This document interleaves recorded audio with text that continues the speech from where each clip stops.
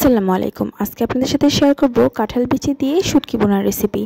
ঈদের পর একটানা মাংস খেয়ে যাদের মুখে রুচি চলে গেছে, এই রেসিপিটা তাদের জন্য। এটা খেলে রুচি একদম ফিরে আসবে, ট্রাস্ট মি। এটা খেতে এত বেশি মজা হয়, এক প্লেট ভাত এক নিমিষে খেয়ে নিতে পারবেন। তার জন্য আমার প্রথমেই লাগবে কাঁঠাল বিচি। কাঁঠাল বিচিগুলোকে ছুলে ভালো করে পরিষ্কার করে নিয়েছি। এখন এগুলোকে আমি গোল গোল করে কেটে নেব। আপনারা চাইলে বটি বা ছুরি, যার যেটা দিয়ে সুবিধা, কেটে নিতে পারেন।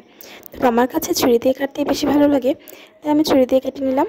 তো দেখুন, পাতলা পাতলা করে গোল গোল করে কেটে নিলাম। আর হ্যাঁ, সাবধানে কাটবেন যাতে হাত না কেটে যায়। তো দেখুন কীভাবে কাটবেন।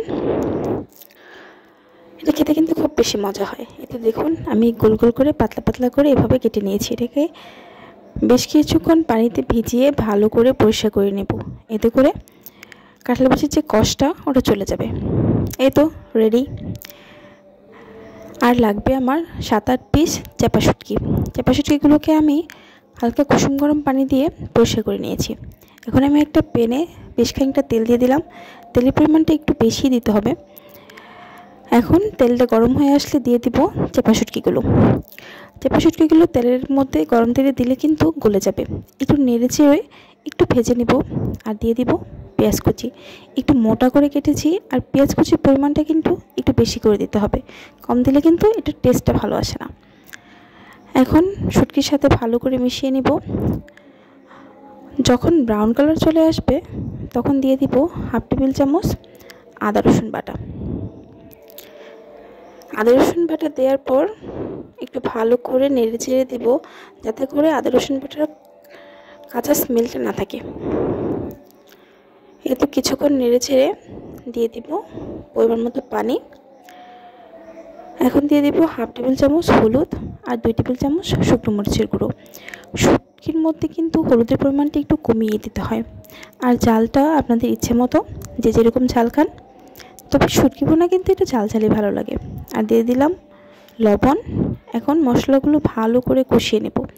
এই কষানোর মধ্যেই কিন্তু আসল টেস্ট। যখন তেল ছেড়ে আসবে তখন দিয়ে দিব আগে থেকে কেটে রাখা কাঁঠাল বিচিগুলো। কাঁঠাল বিচিগুলো দেওয়ার পর এ পর্যায়েও কিন্তু একটু ভালো করে কষিয়ে নিতে হবে। ভালো করে উল্টে পাল্টে কষিয়ে নেব, যেন নিচে পোড়া না লেগে যায়। এই তো যখন তেল ছেড়ে আসবে তখন দিয়ে দিব বেশ খানিকটা পানি। আর হ্যাঁ, এই কাঁঠাল বিচিটা যদি বেশি সিদ্ধ হয়ে যায় তাহলে কিন্তু খেতে ভালো লাগে না, একটু শক্ত শক্ত থাকবে। তার জন্য পানিটা একটু কমিয়ে দেব। ঢাকা দেওয়ার দরকার নেই, এভাবেই রান্না করে নেব বেশ কিছুক্ষণ। এতে দেখুন কি সুন্দর একটা কালার চলে আসছে। যেহেতু পেঁয়াজের পরিমাণটা বেশি, তাই নিচে লেগে যাওয়ার সম্ভাবনা বেশি থাকে, তাই একটু পরপর নেড়ে দিতে হবে। তো দেখুন তেল ছেড়ে এসেছে আর পানিটাও গা মাখা মাখা হয়ে এসেছে। এই তো ready to serve. Trust me, এই কাঁঠাল বিচির ভুনাটা এত বেশি মজা হয়, আমি তো সারা বছর ওয়েট করে থাকি কখন কাঁঠাল বিচি দিয়ে এই শুটকি ভুনাটা খাবো। ভালো লাগলে অবশ্যই বাসায় ট্রাই করবেন।